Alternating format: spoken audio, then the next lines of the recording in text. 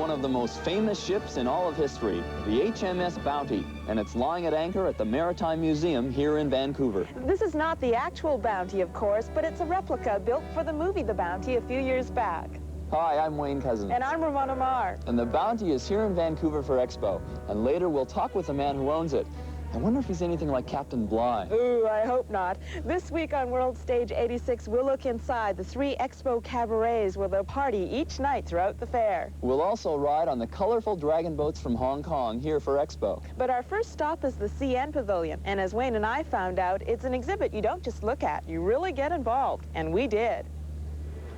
Expo 86 has some great exhibits that you can observe and walk through, but CN has a pavilion that you can actually participate in. And Ramona and I here are sitting on these stationary bikes, along with Betty Port, who is the manager of the CN Pavilion, who's going to tell us just what we're doing here and what this is all about. Well, what you're doing here, Wayne and Ramona, is that you are going to see how the basics of physics works. And everyone here will have to pedal to make the hoop go up the pole, and when you get up to the top of the pole, lights will show. It will indicate that you've made it all the way, but while you're working at it, it's going to show you how circular motion works. Okay, guys? Okay.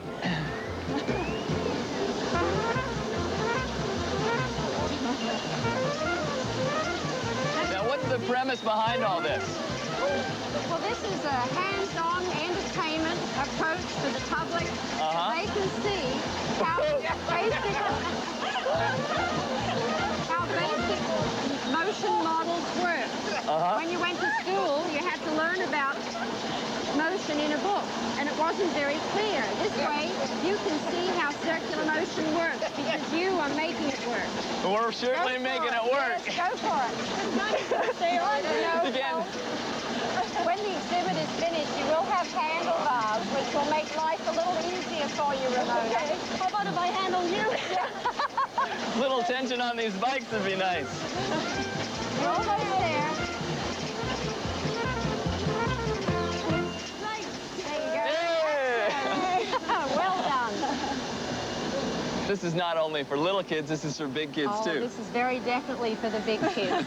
And you've also got some great toys, so let's go take a look at those. Absolutely. I couldn't wait. This is too much fun. So what are we cranking this thing for? Well, this is the acceleration motion model, and you can see the red cube is on its way up to the top. As soon as it gets up there, it will release, and it will come racing down at an accelerating speed, and you will be able to see, Wayne, after you've expended all this energy, how acceleration works. Voila. Right. This looks like CN's version of a video game in real life. That's exactly what it is, Wayne. This is going to show you oscillatory motion. Oscillatory is normally, you see it with the pendulum effect.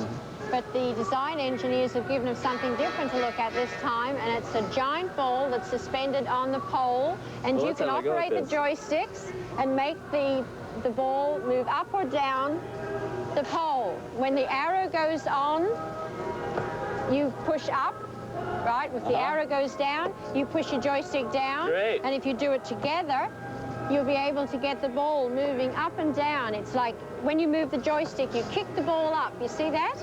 Excellent. Well, I hope everybody around here has as much fun as we did here today. Right, Ramona? Ramona, time to go home.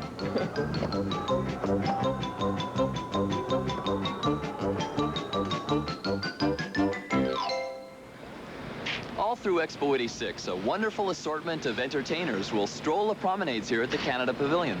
Among them, a remarkable group called the Promenauts. Here's Ricky Tarosky. This doll, these legs, and this mask are all part of the costumes of Promenauts. I recently spoke to Margaret Matson and Catherine Hahn in their studio. They're the designers of the Promenauts. And I asked Catherine what they are. Promenauts are people-operated sculptures. They're like big puppets, basically, that have a performer on the inside to animate them. And they parade around, outside, inside, and entertain the crowd. And they're going to be performing where? At the Canadian Pavilion, on the promenades, and wherever there's people moving around. Margaret, you and Catherine worked together. You both worked on each design, or? We just set out and did it, you know, and some we collaborated with each other and consulted each other, and some we just did on our own. And we talked a lot about kind of a common base, starting off with the main exhibits from the Canadian Pavilion, and then it just evolved into what you see here.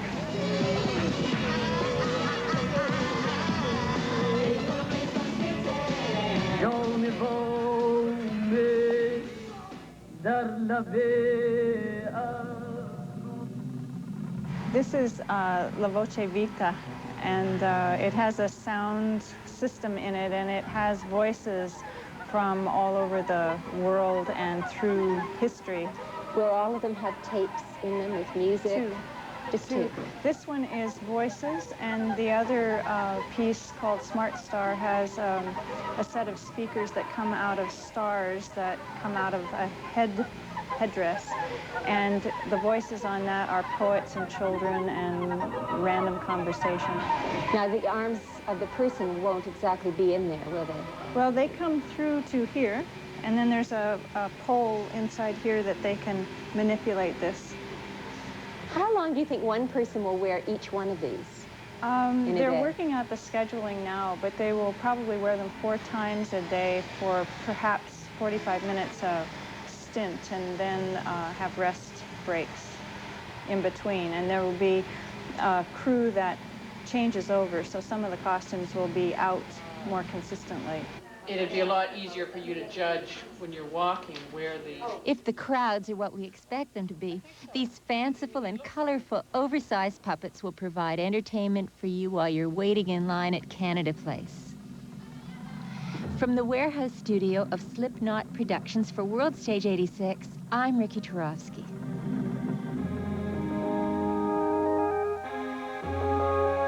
Still to come on World Stage 86, a preview of the exciting things to see when you visit the fair, a glimpse of the colorful and offbeat centers of nightlife at Expo, 3 cabarets that will offer food and entertainment in surroundings that rival Hollywood, and a practice run on some vessels that are uniquely Hong Kong, the Dragon Boats.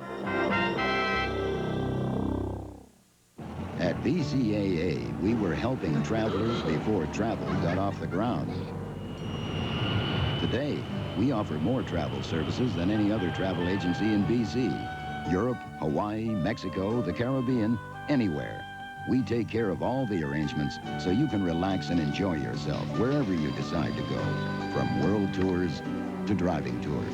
Come into BCAA and see how we can make travel better for you. To a car owner who cares, repairs can be a lot like surgery. They said it needed a new carburetor. So when Jeff Daigle was told he would have to replace a carburetor, it's no wonder he asked Danny Perna for a second opinion. I've seen this kind of thing before. This needs a little adjustment. We're not saying Shell dealers can save you a big repair bill every time. Yeah, just a little. But that day, Danny Perna sure did. We're proud of pros like Danny. Shell people who help.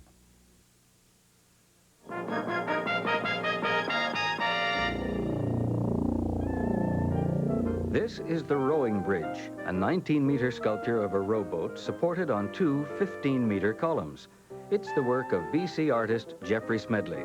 It's just inside the west gate of the Expo site. Seems to me for a few bucks more, we could have had real people rowing it. Expo 86 will give you all you can handle in the way of new technology and international culture. But if you like to party, well, they've got that too. There are 3 cabarets on the site, and Wayne went to check them out. Nope, I'm not at the airport. Yep, I'm in a bar.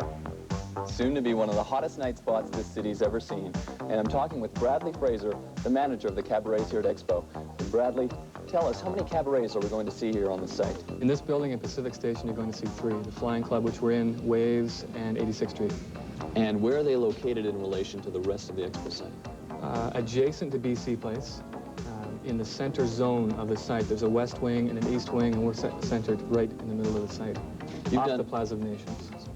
You've done a fabulous job of decorating this club here, the Flying Club. Tell us about, first of all, the entrance. The entrance is, in fact, an old cockpit from some plane or another, of which I don't know, but it is fashioned in the ceiling.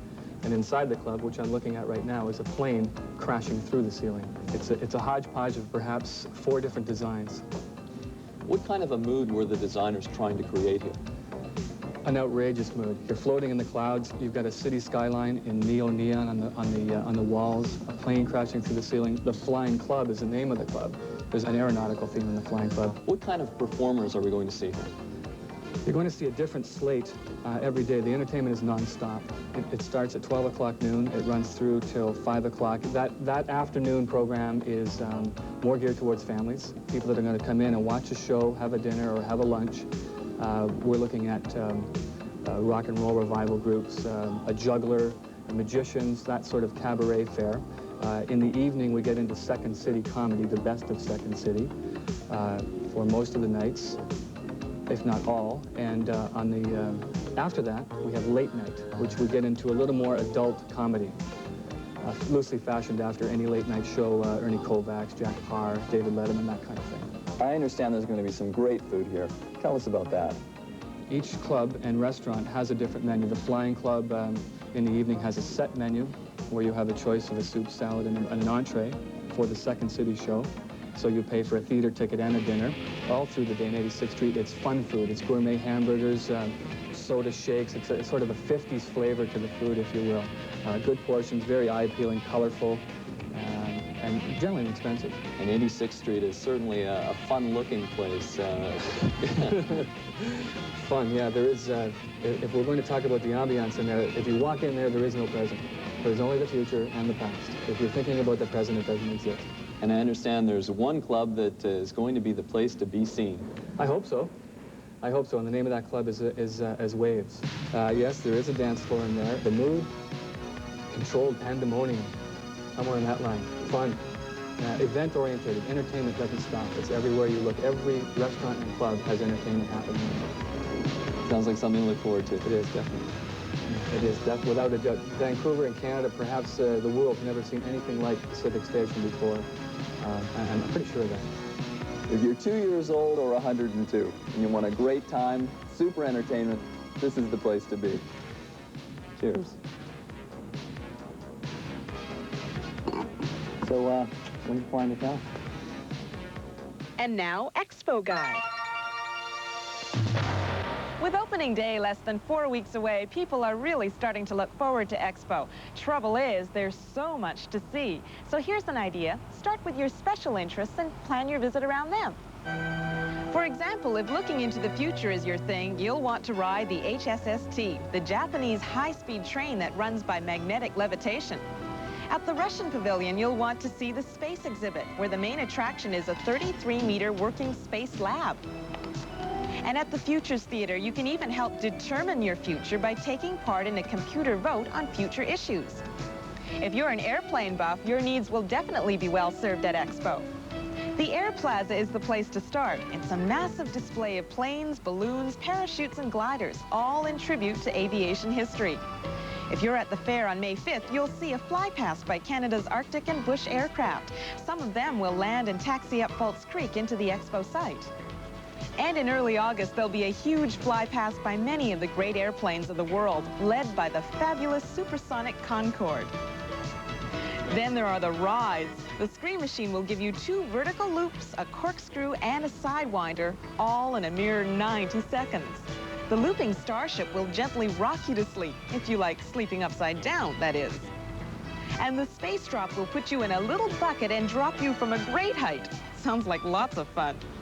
If you plan your Expo visits around the things you like best, you'll save a lot of frustration and a lot of time.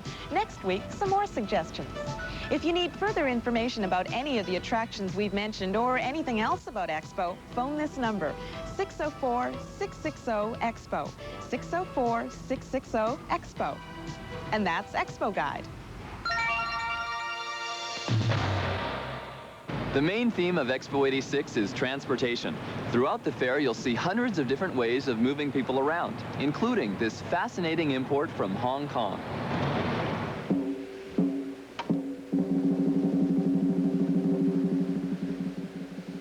What's made of teak carries 22 people and glides to the beat of a different drummer. Hong Kong Dragon Boats. And they'll be here for the first ever Vancouver Dragon Boat races in the waters off the Expo site. Okay, left side, our right side, close out. Back pedal. Okay, everybody, back her down. Short strip and right back, please. Well, there's nothing like going for a ride around False Creek on a Sunday afternoon. Renee here is working up a storm. Tell me, what's the most difficult part of paddling this thing? Getting in the cold water. It's freezing out here. Your hands just freeze after about 5 minutes in the water. The stroke rate's really easy at this point. When we start to really race, get up to the 90, 100 strokes a minute, it'll really go. Right now, we're only doing about 6 or so. How is this different from any other canoes you've paddled? Well, you don't have to use much muscle, for one thing. You use the little muscles in your shoulder. Normally in canoeing, you do use a lot of your lats and some major shoulder muscles, but this is timing, totally timing in order to get the boat going fast. Have you as a group been paddling and practicing for a while? We've been out about, I guess, as a team about 20, 25 times now in big boats, which is totally different than what you come across normally. The big voyageurs, we put about 10 people in each boat and then have races in False Creek here, back and forth between the bridges. One thing I noticed is we've got a guy up at the front who's pounding away on a drum, leading the stroke. Do you ever get bothered by this guy? I'd want to slug him. He's not doing any work. Yeah, we'll probably throw him in after the race today. Keep the camera ready. So you're going to be racing here this summer, are you? Yeah, June 14th and 15th, the race is on. We'll have heats, and the winners of the heats eventually work down to, at least in the top category, a team that'll go to Hong Kong. But as they come, they've got about 75 meters to go. Indonesia stroking well. Good, fluent, systematic rowing. Second place, well, it's a toss-up between Macau in the red shirts on the far side in lane 2, Port Hacking Bass, and a late charge by the German Canoe Association. They're coming right in front of me now, and I think Germany will get second place. Singapore, third. What are your chances of winning? Hey, how can we lose? Look at this. Looks like we got another in the back here. Ramona's having a shot. I'm really tired. Can you take this? No. Really? Oh, so pooped. Got to work on those lats, Ramona.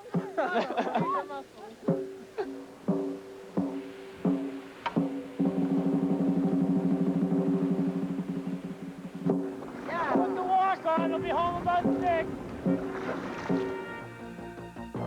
Coming up, some people from Portland have a lot of fun putting up a merry-go-round that's older than any of us and has been in pieces for over 30 years. And Ramona and I will go aboard the Bounty. We'll give you a good look at the ship and some insight into what it's like to sail the old way. We promise you no mutinies on this Bounty.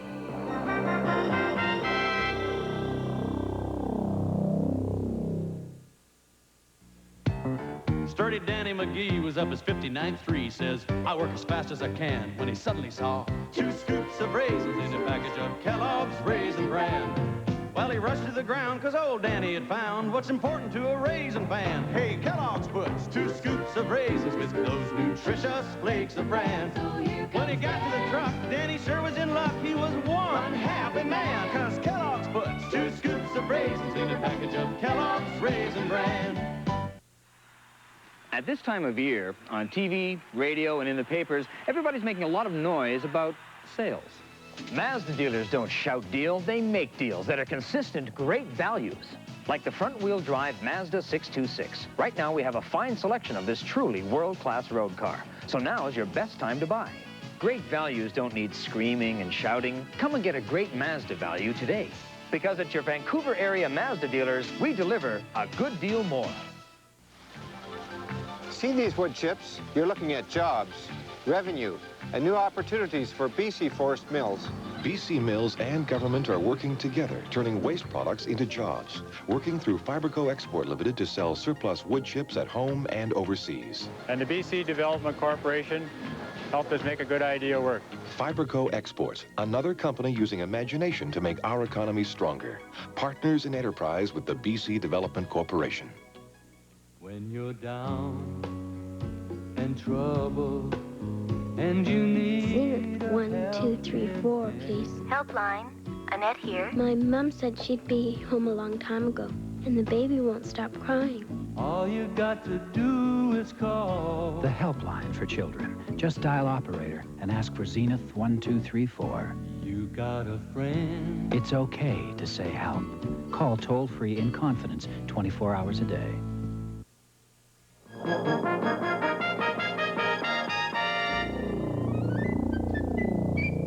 This bird-like sculpture near the west end of the Expo site is called Spirit Catcher. It's a welded steel creation by Baird, a Toronto artist. It's 18 meters high and 22 meters wide, and the feathers sway in the breeze. Very majestic, but I'm not going to stand directly under it. When you look at the Scream Machine, the Looping Starship, and some of the other thrill rides here at Expo, you begin to wonder if there's any room left for a good old-fashioned merry-go-round anymore. Well, there is, and it's something really special. Here's Bill Dobson. To an adult, a carousel is a very nostalgic thing, probably because we all rode one as a child. But this one that's on the site of Expo 86 may have even more nostalgia. It was built way back in 1907 by the Philadelphia Toboggan Company. Toboggan in those days meant roller coaster. Now it's been restored to a condition that may be even better than it was in 1907. These beautiful horses are not plastic imitations. They're the very wooden horses that were hand-carved for this carousel. When they came into the hands of the Portland Carousel Museum, they'd been given a harsh dose of paint remover. As Dwayne Perrin put it, the restoration was a labor of love. We have probably 200 man-hours in each horse, and they're very delicate right now. Well, they're delicate because they're hand-carved wood, and they were carved, 85 years ago.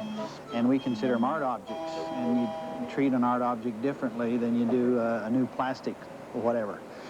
And also, there's another problem, and that is the paint hasn't cured yet, so we're still waiting on that. But basically, we just hate to put any dings on them at all, simply because we want them to last a lot longer than we do, and we want them to last in their original position. Isn't merry-go-rounds a lot of fun? Putting up merry-go-rounds is more fun than anything. Of course, Dwayne is kidding. It seems he's always kidding. That's why the members of the museum like to work with him. He makes it fun, and they work hard.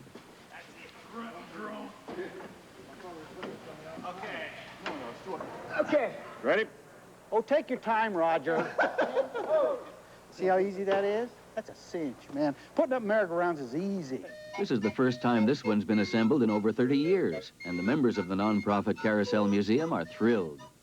We're a museum, and we're trying to sponsor the idea that wooden carousels ought to be preserved instead of broken up, and this is a very good place to make that statement from. Everything is just like it came, and that's pretty exciting to a museum like us. Dwayne's wife, Carol, chose all the colors for the restored horses, and everybody helped with the painting. So the kids at Expo 86 will be able to ride an authentic vintage merry-go-round. From the Expo Carousel for World Stage 86, I'm Bill Dobson.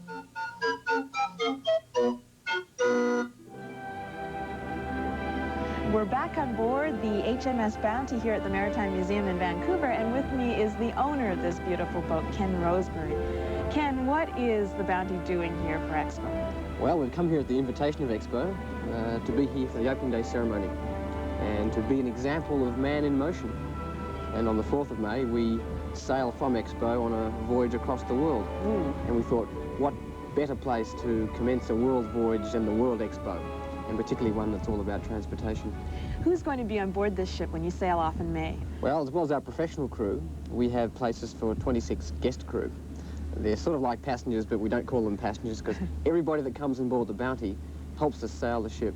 So we're looking for people from Vancouver and from across Canada who might like to join us on our voyage, first of all south to Los Angeles, then to Mexico, Acapulco, the Galapagos, the Marquesas, and finally to Tahiti by August. Ooh, do you guarantee a mutiny on each trip? Well, we try to do our best. We brace the main brace and make people walk the plank. Ken, tell me about the ship itself. Why was this boat, the Bounty, just made with such faithful detail? After all, it was just for a movie. Well, the producer of the movie, Dino De Laurentiis, is a perfectionist in that regard, and they spared nothing to make that movie the most historically accurate recount of that famous story. So they spent nearly $4 million recreating the Bounty from the original 1787 British Admiralty plans. So here we are today, standing on probably the world's most accurate replica of an 18th century ship. Did Captain Bligh get a bum rap? He certainly did. Hollywood has made Captain Bligh out to be a hard taskmaster, which he was not. He was a humanitarian of his day. Bligh was a very liberal man, and one must remember with the mutiny that Fletcher Christian was 22 years old, and having just spent 9 months in Tahiti, enticed by the tropics and what was virtually paradise to them, you can understand perhaps more his motive to mutiny, but it certainly wasn't because Bligh was a hard taskmaster. He wasn't at all. But perhaps his mistake was being too liberal with his men while he was in Tahiti. Well, perhaps after seeing the latest movie, Captain Bligh's reputation has been set straight. That's right. The latest movie, in fact, does set the story straight, and I think if you see that, you'll realise that it wasn't really Captain Bligh's fault. Ken, what does it feel like to steer this wonderful Magnificent. boat? You turn around here, when we set all our squares, we have just over 10,000 square feet of sail up. When you're steering the wheel here and you can feel the power of that wind behind you, it really is a magnificent experience.